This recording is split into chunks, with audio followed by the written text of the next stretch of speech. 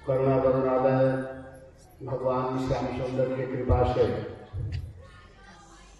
विगत 3 दिन से हम लोग श्रीमद् भागवत कथा सुन रहे हैं। आज इस भागवत कथा महामहोत्सव का चतुर्थ दिवस है। आप लोग भगवान के परम भक्त ध्रुव महाराज के चरित्र सुन रहे हैं। इस कथा को चैतन्य महाप्रभु 100 बार सुने थे। ध्रुव महाराज के चरित्र और प्रहलाद महाराज का चरित्र। अब जब इस कथा को सुनते थे तो महाप्रभु के शरीर में अष्ट सात्विक विकार उत्पन्न होने लगता था। इस कथा को सुन करके इसे अनुमान लगा सकते हैं कि ये कथा कितना महत्वपूर्ण है, लेकिन सावधानी पूर्वक अगर कोई सुनेगा तो इसको ध्यान देकर के सुनना चाहिए। एक एक श्लोक में बहुत सिद्धांत है, बड़ा महत्वपूर्ण बात यहाँ पर बताई जा रही है, तो इसको हम लोगों को ध्यान देकर के सुनना चाहिए और जीवन में उतारना चाहिए। यह जीवन बड़ा बहुमूल्य है। यह मनुष्य शरीर बार बार नहीं मिलता है। हम लोग मनुष्य जीवन में आए हुए हैं, तो इस शरीर में आकर के हमें क्या करना चाहिए इसको जानना जरूरी है। और जब हम ध्यान पूर्वक सुनेंगे तभी हम लोग समझ पाएंगे कि भागवत में कौन कौन सी बात कही गई है और किस लिए कहा गया है, कहने का क्या तात्पर्य है, क्या अभिप्राय है। हरे कृष्णा। हम लोगों के बीच में भक्त लोग आए हुए हैं बाहर से। यहाँ से लगभग 70-80 किलोमीटर दूर से आए हैं। 2 गांव से आए हुए हैं। एक गांव है मखदूमपुर और एक गांव है दयालपुर, और दोनों जगह भागवत कथा होती है। तो वहाँ से सभी भक्त लोग आए हुए हैं। तो आप लोग माल्यार्पण कर दीजिए सबको। भक्तों का स्वागत होना चाहिए। हरे कृष्णा कृष्णा कृष्णा हरे हरे, हरे राम राम राम हरे हरे। हरे कृष्णा कृष्णा कृष्णा हरे हरे, हरे राम राम राम हरे हरे। हरे कृष्णा कृष्णा कृष्णा हरे हरे, हरे राम राम राम हरे हरे। निताय गौर हरि प्रेमानंदे हरि हरि बोल। हरे कृष्ण। कल आप लोग कथा सुन रहे थे कि भगवान श्री हरि के पास सभी देवता लोग पहुंचे हुए हैं। सबका श्वास रुक चुका है, सभी लोग पहुंचे हैं और भगवान से कहते हैं कि प्रभु पता नहीं हम लोगों का श्वास रुक गया है, समझ में नहीं आ रहा है हम लोग क्या करें, किस कारण से यह हो रहा है। तो भगवान सबके भीतर रहते हैं, भगवान को समझने में देर नहीं लगा। भगवान कहते हैं कि देखो उतान पाद का जो बेटा ध्रुव है वो मेरा चिंतन कर रहा है, मेरे स्वरूप का दर्शन कर रहा है और मेरे रूप को देखने में अपने श्वास को रोक लिया है। एकाग्र भाव में होकर के केवल मेरा ही चिंतन कर रहा है, मेरा ही ध्यान कर रहा है। इसीलिए आप सबकी यह स्थिति है, लेकिन आप लोग चिंता मत करो। जब तुम लोग मेरे शरण में आ गए हो तो फिर आपको घबराने की जरूरत नहीं है। आप लोग अभय पद को प्राप्त हो, आप लोग मृत्यु को प्राप्त नहीं होगे, सांस रुकने से मरोगे नहीं, चिंता मत करो। भगवान अभय प्रदान किए, इसीलिए भगवान का एक नाम अभय भी है, अभय प्रदान करने वाले। भगवान के शरण में जब जीव जाता है तभी वह निर्भय होता है, अभयत्व को प्राप्त करता है। नहीं तो भगवान के पास नहीं जाएंगे तो हमेशा भयभीत रहेंगे। भय से दूर होना है, दुख से दूर होना है तो भगवान के शरण में जाना चाहिए, हरि के शरण में जाना चाहिए। देवताओं को निश्चिंत भगवान किए कि आप लोग जाओ। अब वो लोग तो चले गए, और जब चले गए तब हमारे ठाकुर जी, जिनको सहस्र शीर्षा कहा जाता है, सहस्र शीर्षा बोल रहा, सहस्राक्षा सहस्रपाद, सहस्र शीर्षा, वह भगवान जिनको गर्भोदक साई विष्णु कहते हैं। तो भगवान जो गर्भोदक साई है वही भगवान क्षीरोदक साई भी है। तो क्षीरोदक साई भगवान ध्रुव महाराज के पास जा रहे हैं, और भगवान जाकर के वहां भगवान के मन में हुआ कि चलो मैं अपने भक्त को देखूं। भक्त को देखने की इच्छा हुई भगवान को, और भगवान अब वहां से अपने धाम से जा रहे हैं। तो ध्रुव महाराज की स्थिति क्या है कि ध्रुव महाराज भगवान के सुंदर रूप को अपने भीतर देख रहे हैं। भगवान का सुंदर विग्रह है, उसको देख रहे थे, और रूप को देखते हुए परम आनंद का अनुभव कर रहे थे। भगवान के रूप देख करके बड़े सुखी हैं, आनंद मिल रहा है। तब तक क्या हुआ कि जिस रूप को देख रहे थे वह रूप बिल्कुल भीतर जो देख रहे थे वो हट गया, और भीतर दिखाई नहीं दे रहा है। जिस रूप को देख करके आनंद का अनुभव कर रहे थे वह रूप ही भीतर दिखाई नहीं दे रहा है। तो ध्रुव महाराज अब व्याकुल हो गए, और व्याकुल होकर के अपने आंख को खोल रहे हैं, नेत्र को खोल रहे हैं। तो नेत्र खोलते ही जिस रूप को भीतर देख रहे थे वही रूप सामने खड़ा है। भगवान मंद मंद मुस्कुरा रहे हैं। भगवान का मुख बड़ा सुंदर, भगवान का सारा स्वरूप बड़े सुंदर दिखाई दे रहे हैं। अकस्मात देख रहे हैं कि मेरे भीतर जिस रूप को मैं देख रहा था वो दिखाई नहीं दे रहा है, तिरोहित हो गया, कहाँ चला गया वो रूप। वो व्याकुल हो गए। तब तक नेत्र खोलते हैं तो जिस रूप को भीतर देख रहे हैं वही रूप सामने खड़ा है। इसका भाव यह है कि भक्त लोग भीतर भी भगवान को देखते हैं, बाहर भी उसी रूप को देखना चाहते हैं। भगवान का रूप जब भीतर नहीं दिखाई दे रहा है तो व्याकुल हो गए, लेकिन बाहर देखते ही प्रसन्न हो गए। वो सोचने लगे कि चलो बहुत अच्छा है। कहने का यहाँ पर अर्थ यह है कि आप कहीं भी रहो लेकिन भगवान को देखते रहो। भगवान को देखना बड़ा जरूरी है। तदर्शनेनागत साध्व सहचिता बबंदतांगं विनमय्य दंडवत् दृग्भ्यां प्रपश्यन् प्रपिबन् निवार्धक चुम्बन निवासेन भुजैरिवाश्लिषन्।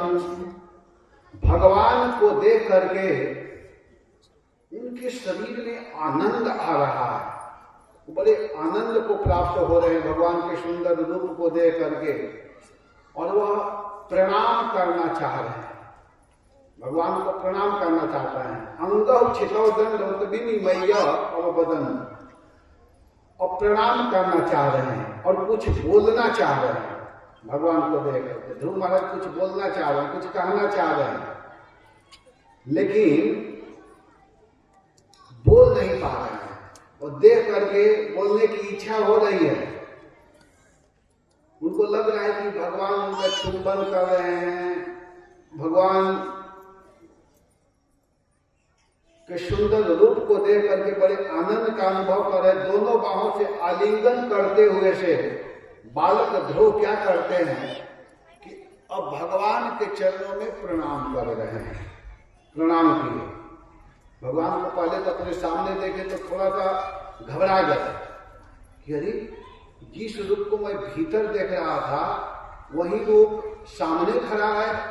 तो उसको देख करके वो थोड़ा सा भ्रमित हुए, लेकिन फिर तुरंत वह अपने आप को संभालते हुए भगवान के चरणों में अब प्रणाम कर रहे हैं।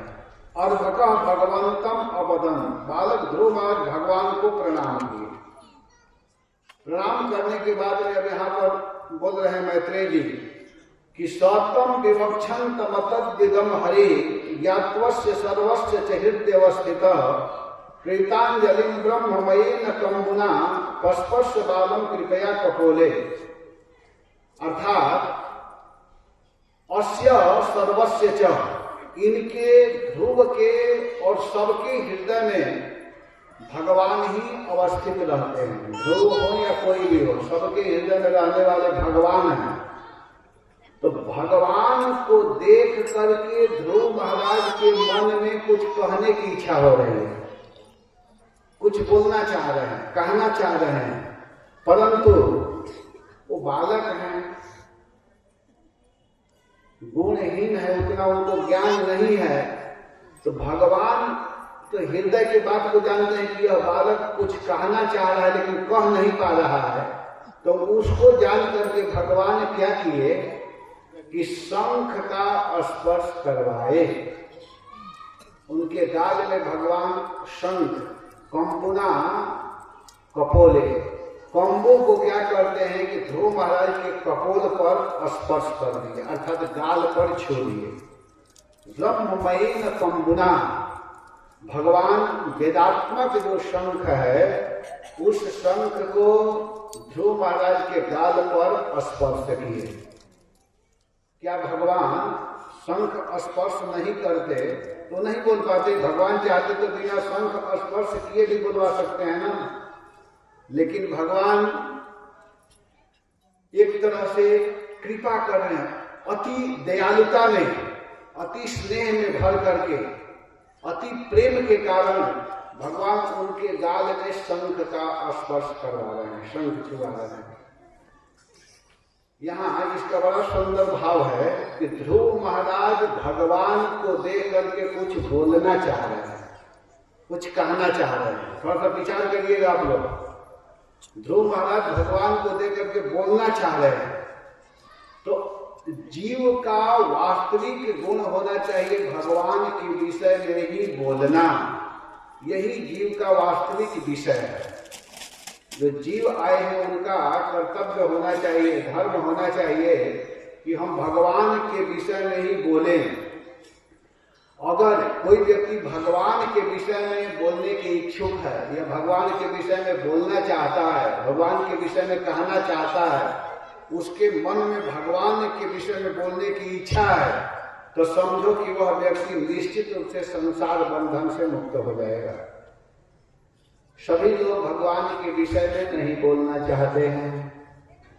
जो व्यक्ति भगवान के विषय में बोल रहा है या उसके मन में भगवान की कथा कहने की इच्छा है, वो भगवान की कथा कहता है, तो समझो कि वह व्यक्ति जन्म मृत्यु से, इस संसार बंधन से निश्चित रूप से मुक्त होगा। यही मुक्ति का लक्षण है। अब आप लोग अपने अपने मन में विचार करना कि कितना आप लोग भगवान के विषय में बोलना चाहते हैं। संसारिक चर्चा करने की बहुत इच्छा होती है, घंटों। अभी कथा हो रही है तो मैं विचार कर रहा था, कल भी कर रहा था, आज भी कर रहा था कि 1.25 घंटा मुश्किल से कथा हो पा रही है यहाँ पर। 1.25 घंटा से ज्यादा कथा नहीं हो रही। मैं रोज देखता हूँ, प्रतिदिन देखता हूँ। जितना मैं बोल रहा हूँ, प्रवचन सुना रहा हूँ, मात्र 1.25 घंटा मुश्किल से। और इस्कॉन मंदिर में 1 घंटा का क्लास होता है, 1 घंटा आराम से वहां प्रवचन करते हैं। तो 1.25 घंटा सुनने में आप लोगों को समस्या है। क्यों समस्या है? क्योंकि सांसारिक कामों में हम लोगों का मन लगा होता है। जब अभी जाएंगे सोएंगे तभी ना सुबह के काम करेंगे, नहीं तो कर नहीं पाएंगे, है कि नहीं? तो अगर जिस व्यक्ति का मन संसार में लग रहा है, संसार की चर्चा करने में, संसारी काम करने में, तो कैसे कल्पना कर रहा है कि मैं भगवान को प्राप्त कर लूंगा? जिस दिन मन में यह होने लगे कि हम केवल भगवान के विषय में बोले, भीतर से होना चाहिए, ये नहीं कि केवल ऊपर से, भीतर से मन में कि हमको केवल कृष्ण के विषय में बोलना है, कृष्ण के विषय में ही कहना है, तब समझो कि वह व्यक्ति संसार बंधन से मुक्त होगा। अब उसको कोई रोक नहीं सकता है, वो रुकेगा नहीं, वो निश्चित संसार बंधन से मुक्त हो जाएगा। मायाबद्ध जीव मायिक वस्तुओं के विषय में बोलना चाहता है। जो माया में बंधा हुआ है, जो माया में फंसा हुआ व्यक्ति है, उसको सांसारिक बातें बहुत अच्छा लगती है, लेकिन कृष्ण भावना भावित जीव कृष्ण के विषय में बोलना चाहते हैं। जो कृष्ण भावना भावित व्यक्ति होते हैं वो केवल कृष्ण के विषय में ही बोलना चाहते हैं, उसी को साधु कहा जाता है। जो भगवान के विषय में बोलता है, स्वयं भगवान बोले हैं साधु के लक्षणों में। भगवान कहते हैं कि जो भक्त होता है वो वही अनन्य न भावे न भक्ति कुर्वन्ति यदि राम, अनन्य भाव से केवल मेरी भक्ति करता है, मेरे विषय में बोलता है, मेरे विषय में सुनता है, मेरा ही स्मरण करता है। तो ध्रुव महाराज की आंखें कृष्ण के सौंदर्यामृत को पी रही थी। भगवान के सुंदर रूप को ध्रुव महाराज देख रहे थे, परंतु इससे उनकी बाह्य इंद्रिय संतुष्ट नहीं हुई थी, कृष्ण के विषय में बोलने के लिए उत्कंठित हो गई। भगवान के रूप को तो पी रहे थे, लेकिन जब भगवान को सामने देखे ध्रुव महाराज तो बोलना चाह रहे हैं, वो बोलने की इच्छुक है, बोलना चाह रहे हैं, परंतु अब बोलेंगे कैसे? भगवान के विषय में कैसे बोलेंगे? तो अब उसको देख करके भगवान अब समझ गए। भगवान तो सबके अंतःकरण के बात को जानते हैं। तो भगवान ने क्या किए कि तुरंत ध्रुव महाराज के ऊपर कृपा करने के लिए, ध्रुव महाराज संकल्प मात्र से ध्रुव महाराज को भगवान बुलवा सकते थे, लेकिन भगवान ने क्या किया कि अति प्रेम के कारण, अत्यंत स्नेह के कारण ध्रुव महाराज ने शंख का स्पर्श किया। अपने दिव्य शंख को ध्रुव महाराज के गाल पर स्पर्श करवाए।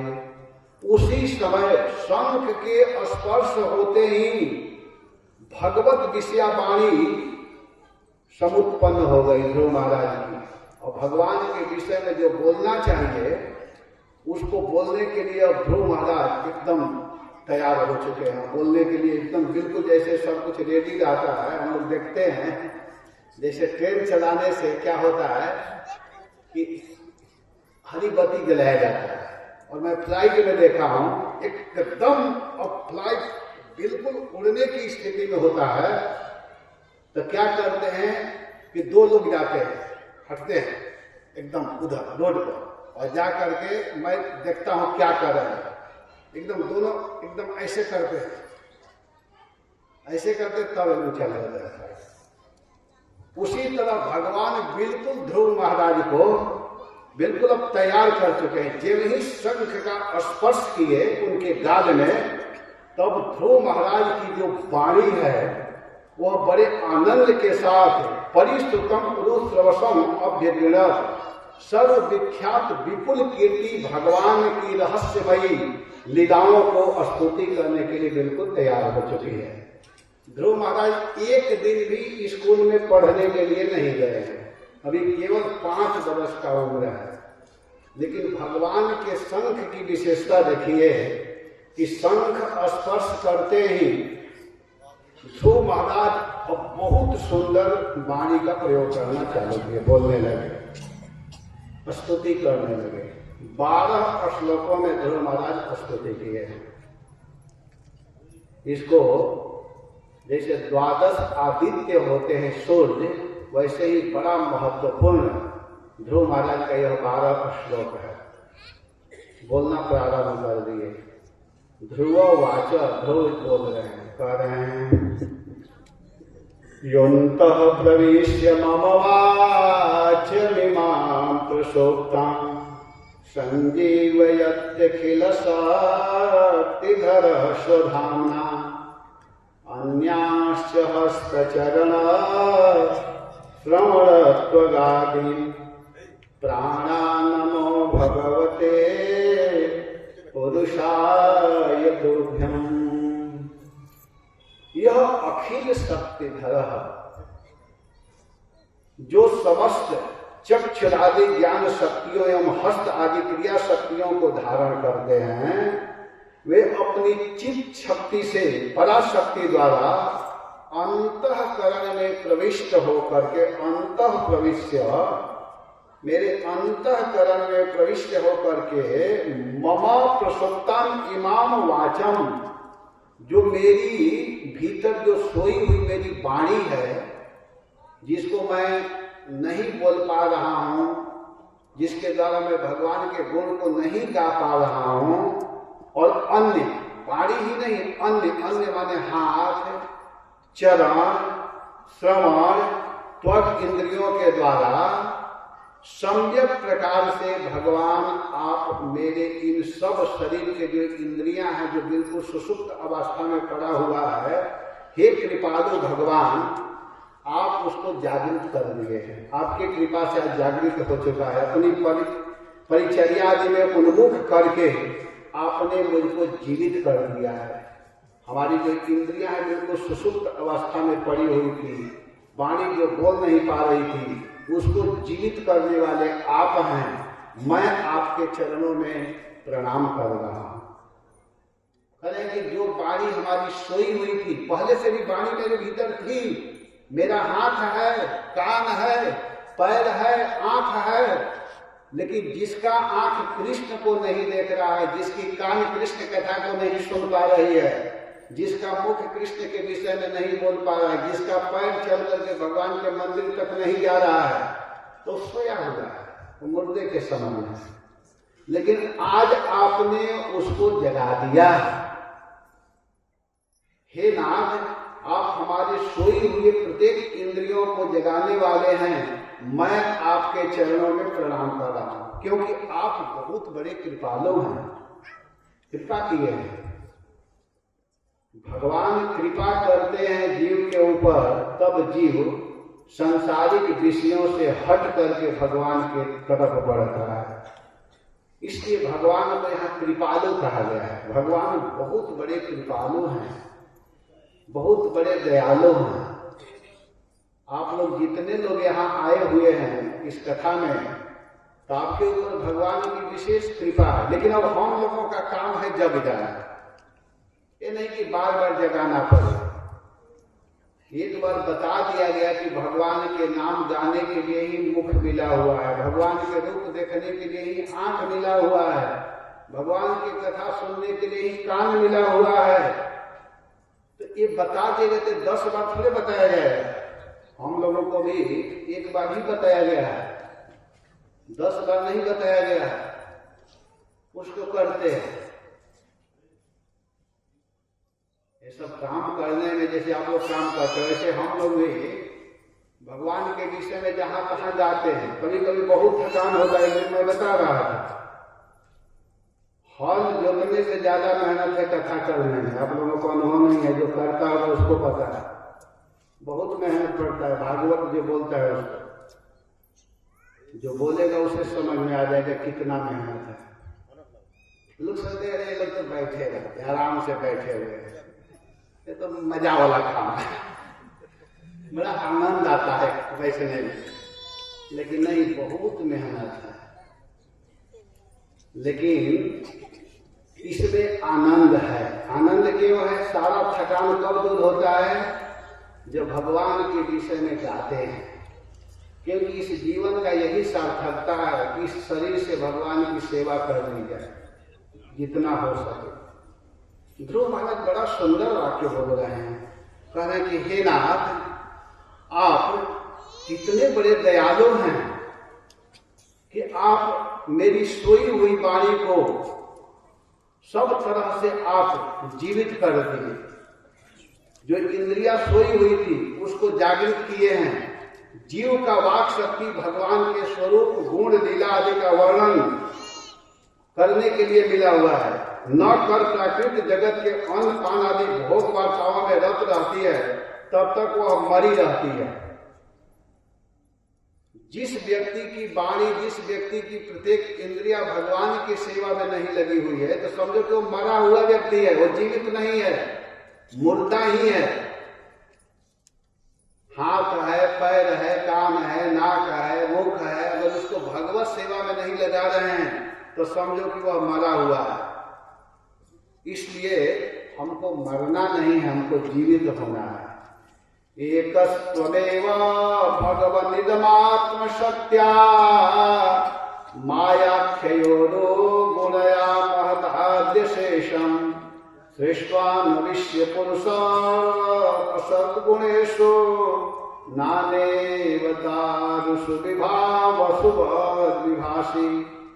हे नाथ, आप अकेला पुरुष ही सत्व आदि गुणात्मिका माया नामक अपनी शक्ति से यह सारे संपूर्ण जगत को रच करके पुनः इसमें प्रविष्ट होकर के उसके अर्थात माया के असद गुणों अर्थात इंद्रियों में स्थित रह करके अग्नि के समान, जैसे एक ही अग्नि भिन्न भिन्न आकार की लकड़ियों में नाना प्रकार का प्रतीत होता है, वैसे ही तद तद नियामक देवता रूप से अधिष्ठित होकर के अनेक प्रकार से आप प्रतीत होते रहते हैं। आप अनेक रूप से दिखाई देते हैं। हम आपके चरणों में प्रणाम कर रहे हैं। हे अंतर्यामी प्रभु, हे आर्त बंधु, हे दुखियों के दुख को दूर करने वाले नाथ, आप दुखों को दूर करने वाले हैं। हम आपके शरण में हैं, हम आपके शरण में हैं। ब्रह्मा जी जैसे पहले जिस प्रकार सुप्त प्रबुद्ध इव ब्रह्मा, जैसे पहले सोए व्यक्ति बाद में जग करके देखता है, वैसे ही आपके द्वारा प्रदत्त ज्ञान से इस विश्व को देखे।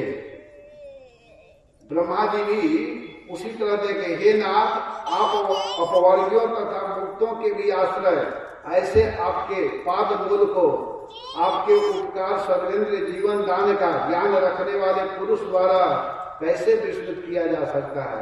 किसी प्रकार से नहीं किया जा सकता है। इस तरह ध्रुव महाराज भगवान के चरणों में सुंदर सुंदर स्तुति कर रहे हैं। कह रहे हैं कि जन्म मृत्यु आदि से मुक्त अभीष्ट प्रद आपको जो लोग काम आदि के लिए पूजते हैं, सौ तुल्य शरीर के उपभोग प्राणियों के लिए नरक में भी इंद्रियों के विषयों रूप रस आदि से उत्पन्न सुख चाहते हैं, निश्चित ही वे लोग आपकी माया के द्वारा नष्ट मति वाले हैं। इस संसार में जो सुख की कामना करता है वो वास्तव में आपकी माया से मोहित है। ध्रुव महाराज सबसे उत्कृष्ट स्थान प्राप्त करने के लिए निकले हुए हैं। कृष्ण भजन में प्रवृत्त हुए थे।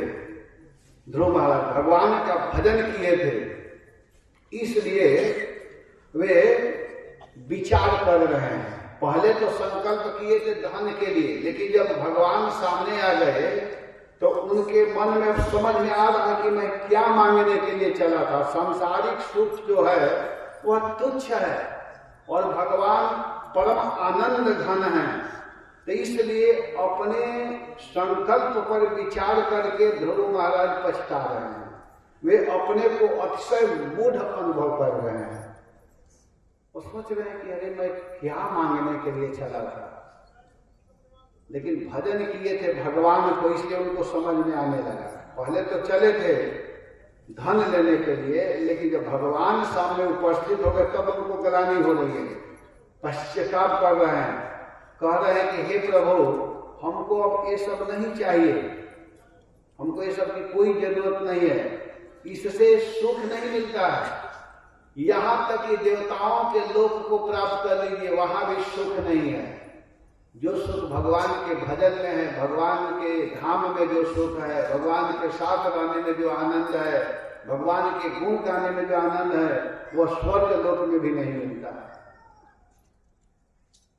भगवत भजन में जो आनंद है वो अन्य और कहीं भी नहीं मिलता है। प्राकृतिक जगत के विषय जनित सुख का जहां तक प्रश्न है, वह स्वर्ग सर्वोत्कृष्ट है, परंतु स्वर्ग में भी जो जाते हैं वह एक दूसरे को देख करके स्पर्धा करते हैं। इंद्र जो है, इंद्र स्वर्ग के राजा है, लेकिन इंद्र भी हमेशा ईर्ष्या में रहते हैं। कोई यज्ञ करने लगता है तो घबरा जाते हैं। इसका मतलब कि स्वर्ग में भी वो आनंद नहीं है। जहाँ राग द्वेष स्पर्धा है वहां कहाँ से सुख हो सकता है? उस जगह पर सुख की जो हम कल्पना करते हैं, कामना करते हैं, वह नहीं हो सकता है। हे अनंत, आप में निरंतर प्रेम लक्षणा भक्ति प्रकृष्ट रूप से वहन करने वाले मुक्ति वासनाहीन महत पुरुष अर्थात अपने भक्त का प्रकृष्ट संग मुझे प्राप्त हो।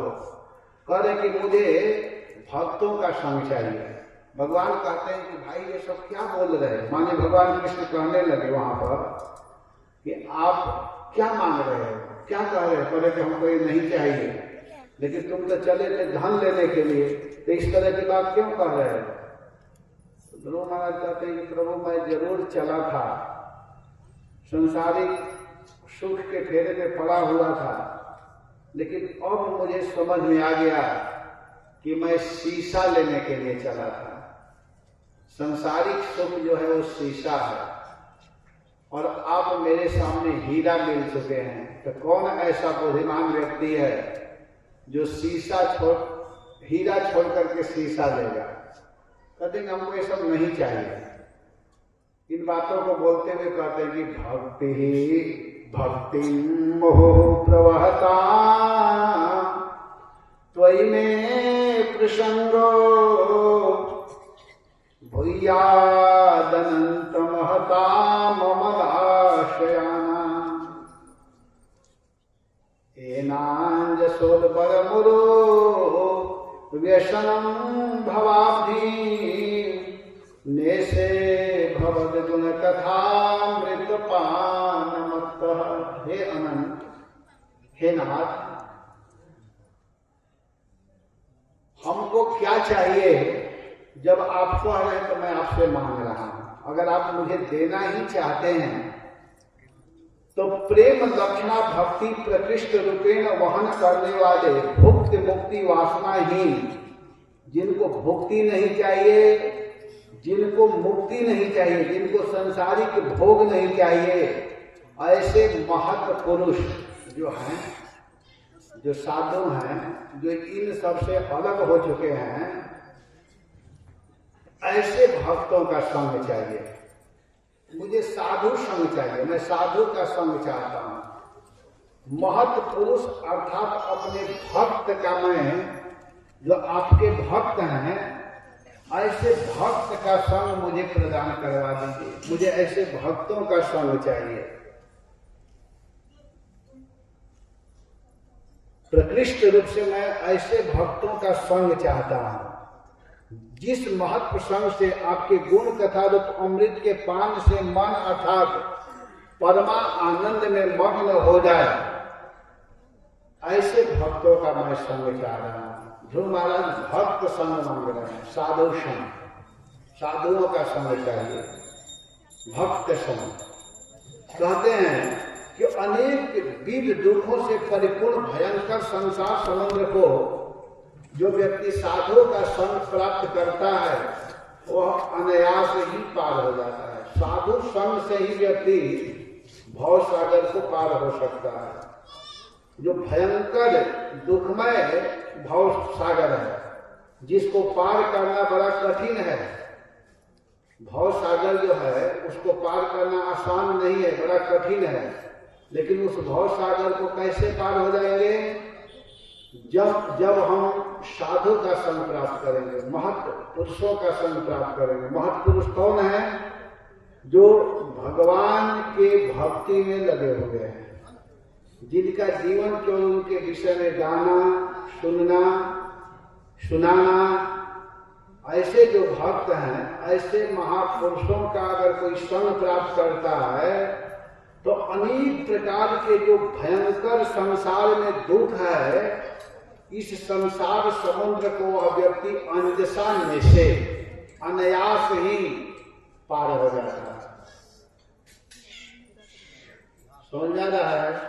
हम लोग संसार सागर में गिरे हुए हैं। और पार कैसे होंगे? जैसे अभी आप लोग बैठे हुए हैं, यहाँ पर जितने लोग बैठे हैं, यह नियम बना लेंगे कि हमको प्रतिदिन इस तरह बैठना है। तो आप लोग एक बहुत सुंदर विमान में बैठ रहे हैं। ये जो है पंडाल, यह एक जहाज है, विमान है। अंजसा माने अब यहाँ आप लोगों को कुछ करना नहीं है, केवल बैठना है। यहाँ आकर के जो व्यक्ति बैठ गया तो समझो कि वह अब संसार समुद्र को पार करने वाले जहाज में बैठ गया है। अब जहाज में जैसे हम लोग बैठते हैं, ट्रेन में बैठते हैं, बस में बैठते हैं, तो जो बस में बैठता है वो सो जाता है आनंद से, रात्रि वाले बसों में ड्राइवर के साथ चला रहा है। अब उसको जगने की जरूरत नहीं है, वो उसमें जा करके सो भी गया तो पहुंच जाएगा अपने स्टेशन। ट्रेन में हम लोग जाते हैं, जाते ही रात्रि के समय तुरंत बेडशीट कंबल बिछाते और सो जाते हैं। ये नहीं देखते हैं कि क्या हो रहा है, सो गए। अब वो ड्राइवर जो चला रहा है वो जाने क्या कर रहा है, नहीं कर रहा है।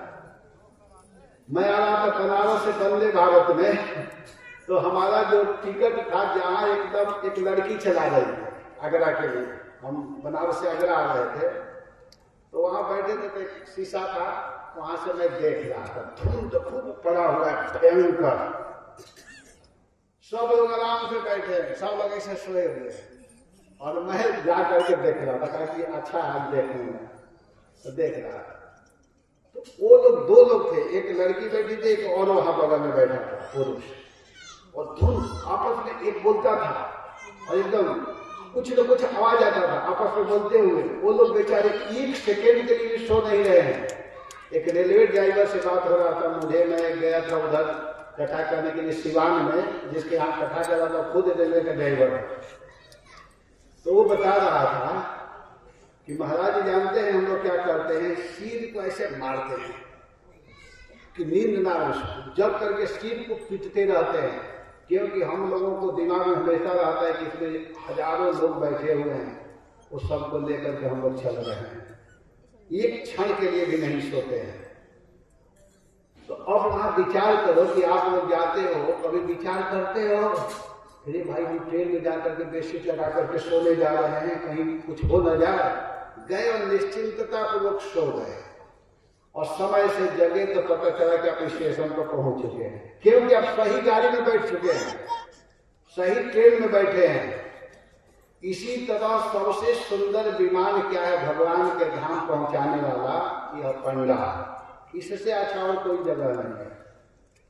इस पंडाल में कोई आकर के अगर सो भी जाएगा ना तो निश्चित पहुंचेगा। इसमें केवल आकर के अगर कोई सो जाए वो भी पहुंच जाएगा, लेकिन इस पंडाल में आकर के सोना चाहिए। नाच जहां होता है वहां नहीं। जहां आजकल इधर क्या चलता है, क्या रात्रि में जाते हैं लोग, क्या उसको बोलते हैं, जागरण में फालतू जाते हैं ना, तो उस पंडाल में जाएंगे तो वो भी पहुंचाएगा, लेकिन कहाँ पहुंचाएगा, नरक में। वो पंडाल नरक में ले जाने वाला होगा। वहां जाकर के अगर सोएंगे फिर भी नरक नहीं जाएंगे, क्योंकि वहां जो बैठे रहते हैं लोग उनके शरीर में स्पर्श होंगे। यहाँ सब शुद्ध वैष्णव लोग बैठे हुए हैं, वैष्णवों के शरीर में स्पर्श होते ही चुंबक, आप लोग देखेंगे चुंबक, जो मूल चुंबक होता है उसमें आप लोहा का स्पर्श कराइए, तो चुंबक में स्पर्श होने के कारण उस लोहा में भी वो शक्ति आ जाती है, चुंबकत्व शक्ति। और उस लोहा में दूसरे लोहा को छुआइए तो वो लोहा ही उसको पकड़ लेता है। तो यहाँ बहुत बड़ा चुंबक यहाँ पर है, और इस चुंबक में स्पर्श होने से जो जनरल लोहा है वो उसमें भी वही शक्ति आ जाती है। और यह चुंबक कहाँ तक गया है, इधर गुरु महाराज तक। गुरु महाराज पहुंचे हैं प्रभुपाद जी तक, और प्रभुपाद का संबंध आगे होते होते भगवान कृष्ण तक संबंध है। इसलिए ऐसे स्थानों में आना चाहिए। तो ध्रुव महाराज क्या मांग रहे हैं, कह रहे कि हे नाथ हमको कुछ नहीं चाहिए, अगर आप देना चाहते हैं वास्तव में तो हमको उन वैष्णवों का संग दीजिए जो प्रकृष्ट रूप से अपने मन को आप में लगाए है। और ऐसे भक्त के संग प्राप्त होने से क्या होगा कि निश्चित रूप से मैं भी उस भगवान के अमृतमयी लीला कथा को सुन करके आनंद का अनुभव करूंगा, परमानंद में निमग्न होकर के अनेक विध दुखों से परिपूर्ण भयंकर संसार समुद्र को अनायास ही पार हो जाऊंगा। हमको ऐसे भक्तों का संग चाहिए। एक भजन गा लीजिए, आए हैं प्रभु जी हमारे, एक भजन गाइए, फिर आगे कुछ कथा सुनाई जाएगी। संसार सागर को पार होना है तो भजन के माध्यम से भी पार होंगे। सुनिए भजन।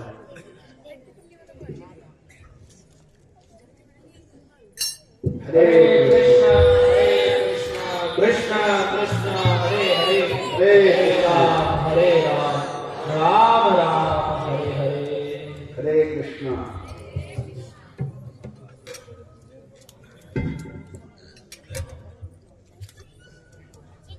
बोलिए हरे कृष्णा हरे कृष्णा कृष्णा कृष्णा हरे हरे, हरे राम हरे राम, राम राम हरे हरे।